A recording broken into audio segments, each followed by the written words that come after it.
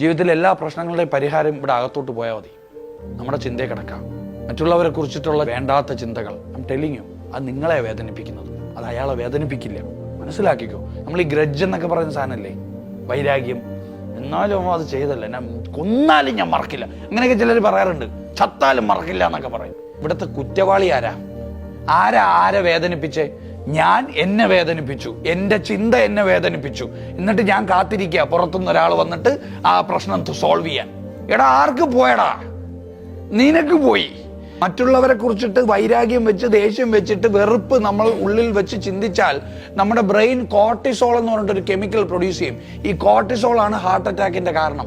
Cortisol ആണ് type 2 ഡയബറ്റിക്സിന്റെ കാരണം. Cortisol ആണ് ഈവൻ ടു എക്സ്റ്റെന്റ് ക്യാൻസറിന്റെ കാരണം. അപ്പൊ ഈ ഫോർഗീവ്നെസ് എന്ന് പറയുന്നത് അത് ഓപ്പോസിറ്റ് ആൾക്കുള്ളതല്ല, എനിക്കുള്ളതാണ്. ഞാൻ ഫോർഗീവ് ചെയ്യണം. ഇപ്പൊ ഒരാൾ എന്നെ ഉപദ്രവിച്ചു, വേദനിപ്പിച്ചു, നമ്മൾ പറയില്ലേ ഫോർഗീവ് ചെയ്യടാ, പൊരുത്തപ്പെട്ടുവിടാ എന്നൊക്കെ പറയില്ലേ. ഇത് ആർക്കാ?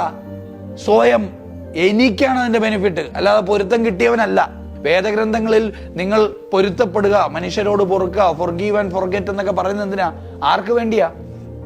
നമുക്ക് വേണ്ടിയാ. അല്ലെങ്കിൽ നമുക്ക് ഈ അസുഖങ്ങൾ വരും, അത് ദൈവത്തിനറിയാം.